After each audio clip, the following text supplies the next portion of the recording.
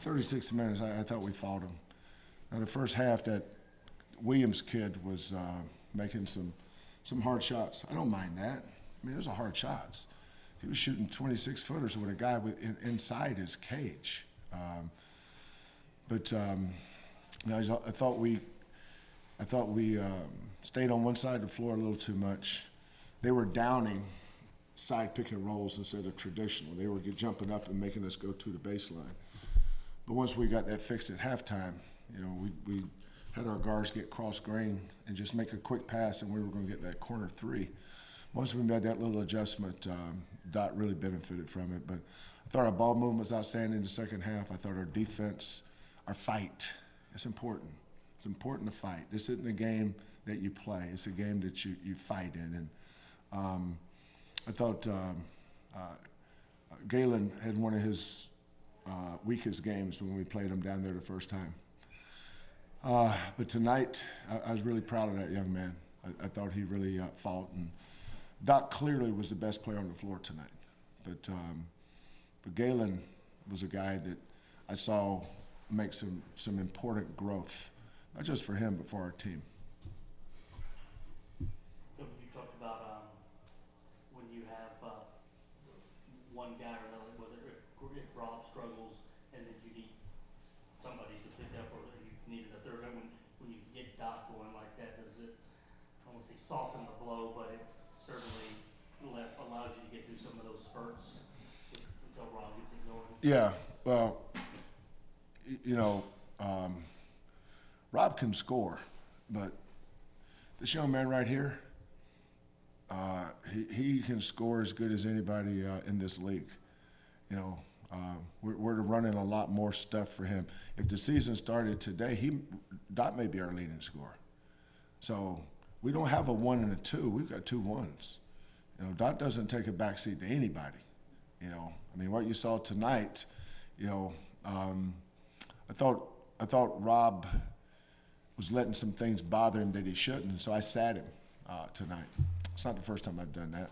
But once I sat him and got Wes calmed down, then our spacing and our ball movement was really good. I thought one of the most beautiful plays of the night was that once we got him spread out, we hit the high post. Kyle hit Dot on a backdoor play, and he skipped it right away to the corner, and Wes made a 3. This is a kid that I had no idea how many points he had. I never know, but he had 31 points. Most guys, when they get a backdoor, are looking to score. Dot just moved it, which is part of our culture. That tells you our kids, especially this guy right here, he's really balled in. He's not only when your leader's your best player, your guy that the other guys respect, that's knowing when you have a special program. Coach, about five and a half minutes out in the game, you were in a scoring drought. They were too, and then it just seemed like you just was everything. Yeah, but let's define what a scoring drought is. It's not like we weren't trying to score. They were playing great defense. That's the #1 defensive team in the country. We scored 82 points on that team tonight, and they weren't in a drought either. Our defense was outstanding. Teams don't go in a drought against Cincinnati. That's a great defensive team. It's hard to score against great defense, and I thought both teams' defense was really good tonight. You get good shots, they go in, people think you're playing good. You get good shots, they don't go in, so people wonder what's wrong with your offense. Nothing wrong with our offense. We're just not making shots some nights. Tonight, we made shots. It's a simple game. Basketball is a make-or-miss game, But I thought our defensive effort and our offensive execution together tonight was the best I've seen it all season.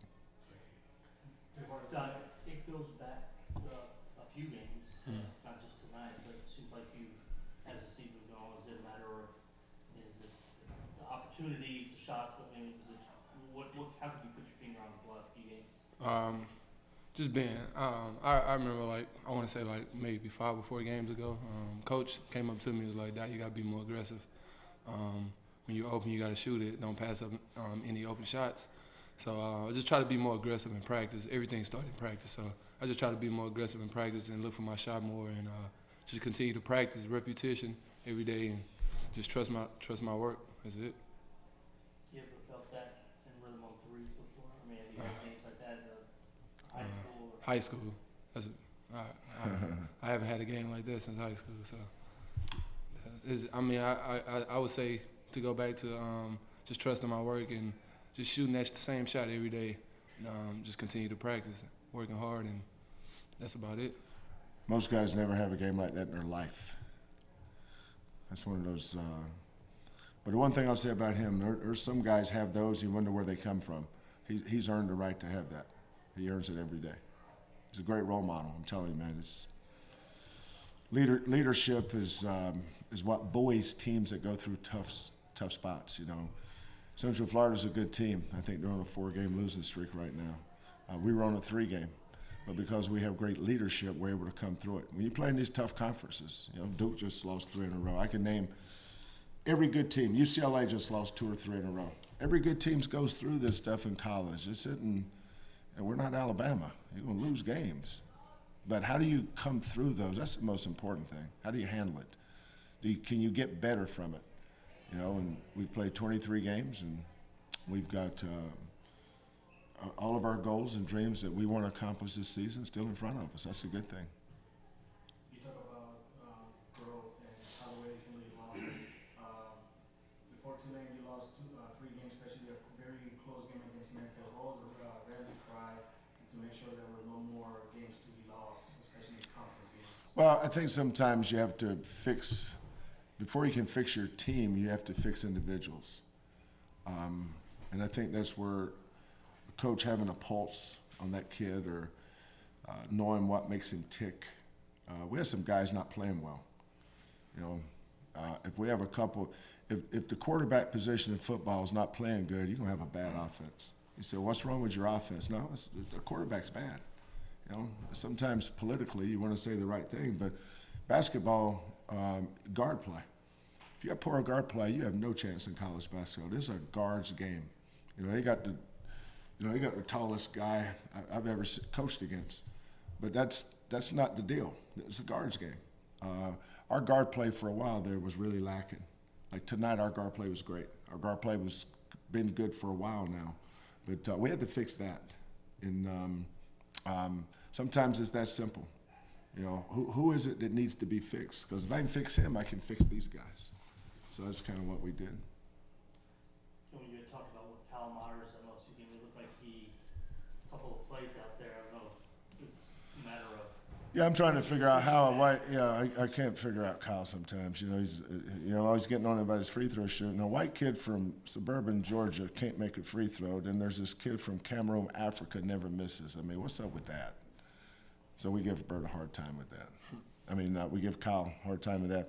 But I love the fact that Kyle and Bert, sure they have warts, but last time I checked, everybody does.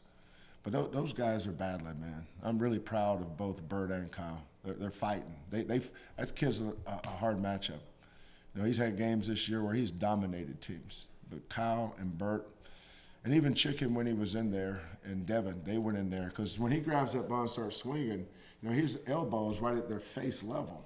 You know, he's below them. You know, most of the time you swing elbows, it's below your neck. They get hit in the shoulders. That kid, he's lethal. But they kept going in there, and he was not a factor tonight. And you give Bert and Kyle, Devin and Chicken all the credit for that. Those guys did a great job. He's a good player. You say, well, he didn't play good tonight. Well, maybe he wasn't allowed to. Doc, during this stretch that you guys had recently, there seems to have been a moment in each game where it was tight, and you guys hit another gear, or it was a defensive stand, or it was for tonight, they got within 2 and you hit those 2 threes back to back. Is that the kind of reaching out as a team, digging in, you know, getting those moments where you could lose the lead or lose control and you gotta take it back? Well, we've been going over these four main things that we got to focus on. Is focus, concentration, discipline, and mental toughness. And if we do those things, we can overcome those deficits and how to come back and how to fight and scratch and claw all the way through the game. So I just think if we focus on those main 4 things, we can overcome anything. Anything else? You still shooting those shots before the game? Nah. Not doing that anymore? No, I cut it out.